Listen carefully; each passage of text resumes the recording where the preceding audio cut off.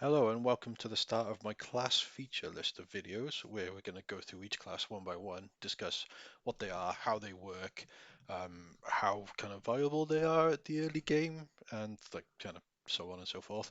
Um, this is the first one in the core rulebook alphabetically. This is the Arcanist.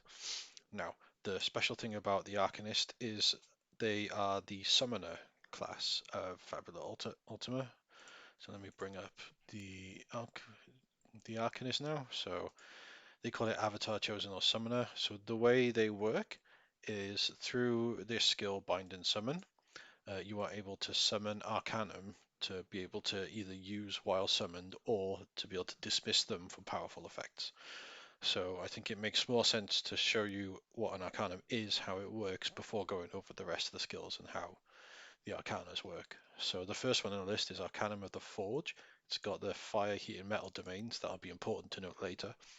But when you merge with the Arcanum, you gain resistance to fire damage, and any fire damage that you deal ignores resistances. So that's like a passive buff that's on there. But when you dismiss an action, this Arcanum, you can choose either Forge or Inferno. Now, Forge lets you create a basic armor, shield, or weapon of your choice. If you create a weapon this way, it deals fire damage instead of physical. So this is useful for if you're out and about and things are weak to fire, but you don't have much fire damage on your team. Or you can choose Inferno, which you choose any number of creatures that you can see. Each of them suffers 30 fire damage. This damage ignores resistances. So this is like a big kind of nuke attack, which is obviously very handy. Now, there's considerations we need to think of unique to this class when we're choosing skills. So when you first get the Bind and Summon skill, you begin play with an Arcanum of your choice already bound to you. So you can pick whatever Arcanum you like. To get more Arcanums, you have to talk to your DM and they have to be discovered in your world.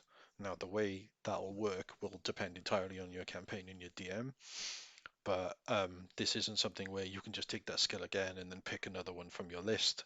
You need to speak to your DM and to find out roughly how many you're likely to be able to access, how often you'll be able to get it, because obviously if all you're doing is hunting down Arcanum, then the rest of your party might feel left out.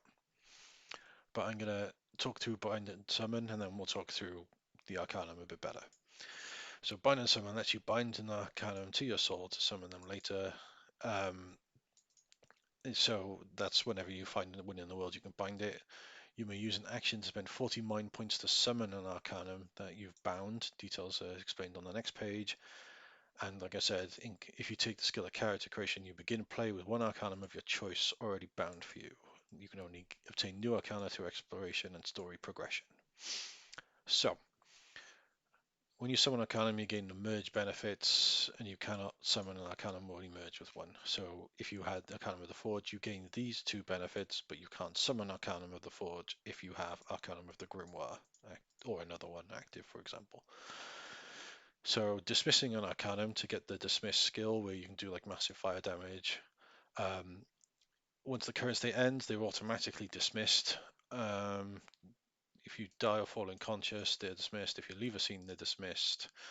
Um, those don't actually trigger this. It's only when you willingly dismiss your Arcanum. It doesn't require an action, but during a conflict, it can be done on your turn before or after an action. So, for example, you could be able to dismiss the Arcanum of the Forge, deal massive fire damage to everyone around, and then still have your action to either be able to summon it again to get another go if you have a lot of mind points, or you can like cast spells or skills from other classes, and so on and so forth. So the dismiss effect, like we said, only activates when you willingly dismiss the Arcanum. If the Arcanum's dismiss effect deals damage, it deals an extra 10 damage if you're level 20 or higher, or 20 damage if you're level 10 or higher. So at level 20, this will deal 40 fire damage. At level 40, this will deal 50 fire damage. So it scales, which is quite nice. So the domains, each canon is associated with a few key concepts or domains. That's what the game master uses to kind of create the Arcanum in your world. Like so, like say for example, if you had like a realm of fire, Arcanum of the Forge might be there. Whereas if you had like a, I don't know, a grand library or something, that's where like knowledge, revelations, understanding, that's where the Arcanum of the Grimoire could be. You really need to speak to your DM about that. But that's in a nutshell how the Arcanum work. So let's go over the skills you can pick, what I would suggest picking, and when. So bind and summon is the big one. I strongly think if you have any inkling to be an Arcanist at all, you need to take it at level 5. Like when you start, you need to have at least one rank in it. You have to have at least bind and summon so you can pick one to start with. Because otherwise, if you choose to be an Arcanist later and you pick up this skill, you don't start with an Arcanum. You have to find one first. The other skills we'll just go through in order from top to bottom. Arcane Circle, when you willingly dismiss an Arcanum during a conflict, and that Arcanum had not been summoned during the same turn, and if you have an Arcane weapon equipped, so that's a lot of prerequisites, you can immediately form a spell action for free. This spell you cast must have a total mind point cost, which is skill level times 5 or lower, but you must still pay the spell's MP cost. So it's not free spell cost, it's free action. So this is useful in my mind if you feel like you want to do like a one-turn nuke, where if you've got like other spells from other classes that deal a lot of damage, you could, for example, again with the fire, you can suffer 30 or 40 or 50, depending on your level, fire damage to everyone, and then you can also cast a spell to kind of finish them off if that wasn't enough. So, but that's a lot of MP cost. And honestly, I don't really think that's worth it. A lot of the things you want for the Arcanum are the passive skills you get when they're merged. So I don't personally feel like this is that big, like that good. Um, but obviously you can make a build to make it good. But yeah, so that's Arcane Circle. Arcane Regeneration. When you summon an Arcanum, you immediately recover skill level times 5 hit points up to 2, so you can get up to 10 hit points. That's not a lot, but if you don't want Arcane Circle and you want to master the Arcanist, you kind of have to take it because we've got 6 that we can take from Emergency Arcanum. Ritual Arcanum is 7, Bind and Summon is 8, so that leaves you 2 points left. So you can ignore Arcane Circle if you like, but that means you have to get everything else. So there is a synergy we can do with this.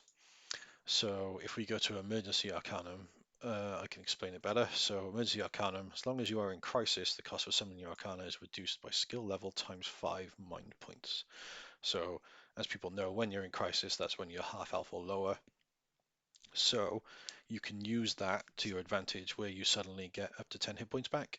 10 hit points isn't a lot, but if you're using the Emergency Arcanum to manage your mind points so that you don't have to have as many and it's not a steep cost, this is a nice way of buffing yourself slightly back so that you're not really vulnerable to being killed. And then the last one, Ritual Arcanism. You may perform rituals of Arcanism discipline as long as their effects fall within the domains of one or more Arcana you are bound. Arcanism rituals use willpower plus willpower for the magic check. So, could have mentioned earlier, but willpower is going to be your main stat, not only for ritual arcanism, but also to be able to have more mind points because arcanums are expensive. Right, so I think like the arcanist isn't that strong low level, depending on what you can choose, but is quite strong later game when you have more mind points. There are exceptions to this. So if we scroll down, I'll show you the Arcanum of the Sword. So by the time this video is live, my Roronoa Zoro build will be up, and I mentioned in that build that you can use Arcanum of the Sword to deal extra damage, especially when you have triple attack. So that the damage, even though this is extra 5 damage, stacks when you level up. So you can use that and have like one investment in it, which is quite good from the start. But if you're trying to focus Arcanist as its own kind of class right from the start and trying to get to level 10 as possible in this and this first, you won't have that many skills to use. And you'll feel kind of underpowered because once you've done your big kind of summon your Arcanum and deal your massive damage, you kind of don't have the mind points to do anything else. So I think this is a really powerful class later in game, But like I've said before, I strongly suggest if you think you will benefit from this to pick it at character creation so you can start with an Arcanum of your choice. Otherwise, you'll have to speak to your DM to see if you can find an Arcanum you want. Or you can always spend a Fabula point while you're adventuring to say that you start discovering Arcanum. Right. The other thing to consider with the Arcanist is your heroic skills and what they do. So if we jump to some of the heroic skills, this is the first one, Arcane Echoes. So you must have mastered the Arcanist class. So when you successfully form a check to fill or erase one or more sections of a clock, if the domains of one or more arcana you have bound are applicable to the check in question, you may fill or erase an additional section of that clock. So this depends how often you kind of are running with clocks, I guess. I know they're a core mechanic of the game, but if you are the kind of person who might cast lots of rituals spells, rituals use clocks, and then obviously if you ritual cast something based on your arcanum, you fill it out more quickly, so that could be quite beneficial. Um, Otherwise, I don't really feel it's that great because obviously you can use your action to be able to fill in clocks anyway. So I personally don't feel Arcane Echoes is that kind of good an investment. But the other skill we've got in the core handbook, at least, is this one, Revelation. So you make contact with an unknown arcanum and bind it to your soul. This arcanum must be something you design together with the rest of your group. As long as you live, no one else in your world will be able to bind that arcanum. So this is where everyone involved creates a unique arcanum for the table. Once per scene while you are merged with the Arcanum, you may use an action and spend 2 Fabula points to trigger that Arcanum's dismiss effect without dismissing them. Doing so does not trigger the Arcane Circle skill. And Arcane Circle was, if I go back, Arcane Circle. Yeah, it's the one where it lets you cast a spell afterwards, which is fair. So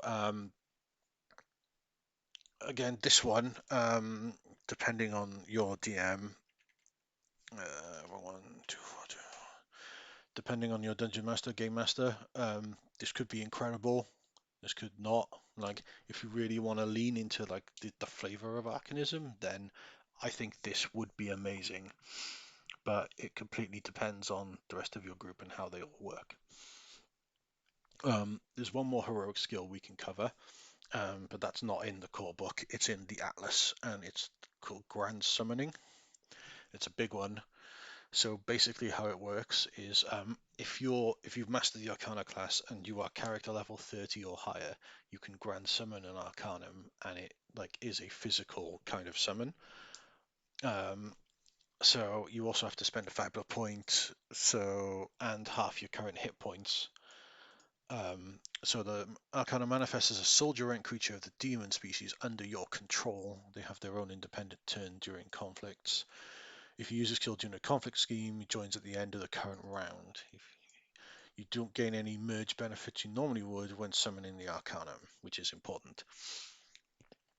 So the creature's level is equal to your level and gains extra damage based on the bonuses to checks and damage listed in the core rulebook. What this is the thing where NPCs, if they're level 20 or higher, deal 5 extra damage with spells and attacks, then 10 extra damage level 40 and 15 if they're level 60.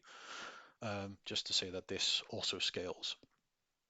The stats is a D10 in attribute of your choice, D8 in all other attributes. Maximum hit points are equal to twice the creature's base might die size plus half your maximum hit points. Doesn't have any mind points. You can choose 2 damage resistances for it to have. This creature gains all the merge benefits from the Arcanum. So if we scroll, that's not Arcanum. Where's the Arcanist here? The Arcanist is page 176. So if we just get another one, so let's say Arcanum of the Sky, let's get that back. So if we were to grand summon the Arcanum of the Sky, it would get resistance to air and bolt damage, and it can predict the weather, which isn't a very good one to pick, but oh well. If a mage benefit will cause it to be dismissed, this will cause the summon creature to vanish unless you spend 20 mind points. So there's a few that dismiss it. It has a basic melee attack. Yeah. Or it deals physically, yeah. And the creature may perform a skill action to produce one of the dismiss effects normally granted by the Arcanum, but doing so will cause him to vanish unless you spend 20 mind points. Cool. So you are able to. So, say for example, if you grant summoned one of the ones that deals damage, um, you can have him multicast that spell for 20 mind points a cast, for 20 of your mind points per cast, which is quite good. The creature's always summoned at full hit points with no status effects. If it reaches 0, if you die or lose consciousness or leave the scene, or if you summon another grand summon, then it vanishes. And also, we need to take a note of all the attributes made and basic attacks during the first time you summon the Arcanum, because these remain unchanged whenever you grant summon the same Arcanum in the future. So if you pick, say, like fire and air as the two damage types, and then you wanted to change it to like air and bolt or something, you can't, because it's set when you've summoned it and you have to summon a different Arcanum. So I think this is pretty great. It's again, it has to be kind of later in the game because your maximum level is 50 and you have to be at least level 30 to be able to run this. But having a physical manifestation of something that can deal the dismiss actions of your Arcanum could be really strong, and especially if you tie this in with the revelation skill, which we looked at before, which is the one where you build an Arcanum yourself with the DM. This revelation, so yeah, something you design together with the rest of the group. So obviously, if you design something with grand summoning in mind, you might be able to kind of custom create something incredible. So this has, depending on your group, depending on your DM, has the potential to be amazing. So to kind of summarize the Arcanist a little bit. So it's a summoner class that I honestly feel isn't good to focus on at low level, but is an amazing pick at level 5 to be able to choose the Arcana you want, so that you can then in the future invest heavily in it to be able to get powerful effects and summons. So I think this would pair well with basically almost every other class, because these Arcanum, like this one lets you recover hit points, this one gives you bonus to magic defense, lets you deal dark damage, the sword makes you deal attacks, your attacks do better. Where was it? The gate one that deals dark damage, if you dismiss it, lets you teleport to something within a travel day. Like, there's not many classes that won't benefit from being able to use the Arcanum, but the magic cost for the Arcanum is very steep. So it's something you need to put in mind. But I really like it. Like, when I choose to make at least a spellcaster of my own, I'd highly consider starting as an Arcanist 1, like I've already said a few times. So I'm going to end the video here. Thank you very much for watching, and tune in next week where I go over the next one alphabetically, which is the Chimerist. Take care. Bye-bye.